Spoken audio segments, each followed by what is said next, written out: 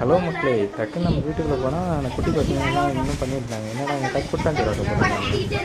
எனக்கும் சோறு தாங்கடான்னு கேட்டால் வேலை செஞ்சால் சோறுட்டாங்க. அப்புறம் இறங்கடா களத்தில் இறங்கடா கைப்புலன்னு சொல்லிட்டு எல்லாத்தையும் வெட்ட ஆரம்பிச்சாச்சு.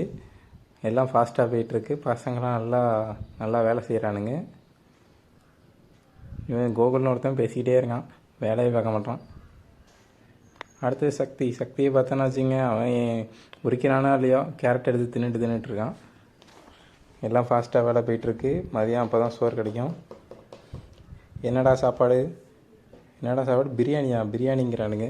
சரி வெட்டுவோம், ஏதோ ஒன்று நமக்கு சோறு கிடைச்சா போதும். இவன் பேர் கார்த்தி. வணக்கம். வாங்க வெட்டுங்க. அம்மா வேறு குறுக்க போயிட்டுருக்காங்க. அடுத்த என் கசின் வந்துட்டான் சபா. போயிட்டுருக்கு. வணக்கம். என்னடா வீடியோ எடுத்துக்கிட்டே இருக்கானுங்க. நானும் எவ்வளோதான் ஃபோட்டோ போஸ்ட்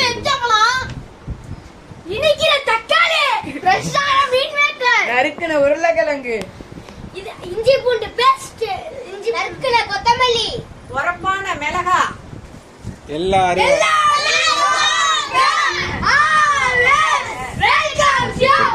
இந்த டைலாக் எங்கே காப்பி எடுத்தேன் கமெண்ட் பண்ணுங்கள்.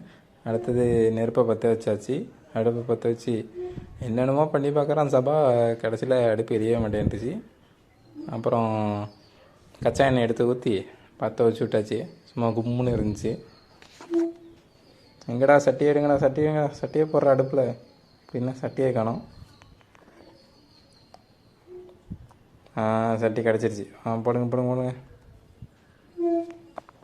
எங்கடா என்ன ஆயிலர் அடுப்பில் ஃபோனை விட்றாதீங்கடா. என் ஃபோனு ஆயில் நல்லெண்ணெய் ஊற்றி நல்லா சூடு பண்ணணும். சூடு பண்ணதுக்கப்புறம் நெக்ஸ்ட்டு பட்டை கிராம்பு இவங்களே பிச்சு தின்றுவாங்க போல். உள்ளே போடுங்கடா. உள்ளே போட்டுட்டு அடுத்து கிண்டு நல்லா கோல்டன் ப்ரௌன் கலரில் வர வரைக்கும் கிண்டணும். நல்லா விட்டு அடுத்தது வெங்காயம் தான் கோல்டன் ப்ரௌன் கலரில் வரணும். நல்லா வதக்குங்க. 4-5 பச்சை மிளகா போட்டு நல்லா வதக்கணும். வெங்காயம் வந்து கோல்டன் ப்ரௌன் கலரில் ஆனதுக்கப்புறம் தான் காய்கறியை போடணும். நல்லா வதக்கணும். நான் தான் போட்டு வதக்கிட்டு இருந்தேன். நான் வச்சு செஞ்சுட்டானுங்க.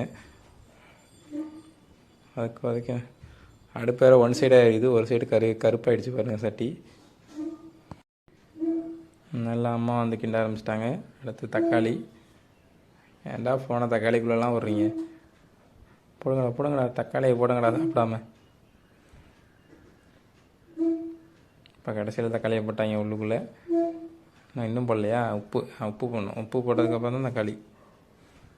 உப்பு போட்டு கிண்டுட்டு அப்புறம் பார்த்தா கொத்தமல்லி புதினா எல்லாம் கட் பண்ணி வச்சாச்சு. அதெல்லாம் போட்டாச்சு. நெக்ஸ்ட்டு தக்காளி உள்ள தள்ளுவோம். எல்லாம் தக்காளியோடு சேர்ந்துச்சுன்னா மிக்ஸ் ஆச்சுன்னா சூப்பராக இருக்கும் பிரியாணி. எல்லாம் மிக்ஸ் பண்ணி எல்லா காய்கறியும் உள்ளே போட்டுட்ருக்கோம். அப்படியே வாசம் தூக்க ஆரம்பிச்சிச்சு. இன்னும் மசாலா போடல. எல்லா காய்கறியும் உள்ளே போட்டாச்சு. மசாலா பிரியாணி மசாலா எல்லாம் போட்டு கிண்டி கட்டி தான் கிண்டிச்சு.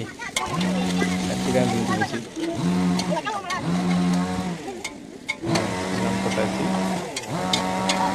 நல்லா வாசம் சூப்பராக அடிக்குது. நெக்ஸ்ட் அரிசியை போட போகிறோம். அரிசி தண்ணி இல்லாமல் வடிச்சிட்டு நல்லா பண்ணணும். கிண்டிக்கிட்டே இருக்கணும். கிண்டலைன்னா அடி பிடிச்சி போயிடும். நல்லா கிண்டிட்டு வாசம் வர தூக்குதான் அப்படியே எடுத்து சாப்பிட்லாம் போல இருந்துச்சு. அதனால பச்சை வடை அடிக்கும். அதனால் வெயிட் பண்ணுவோம்.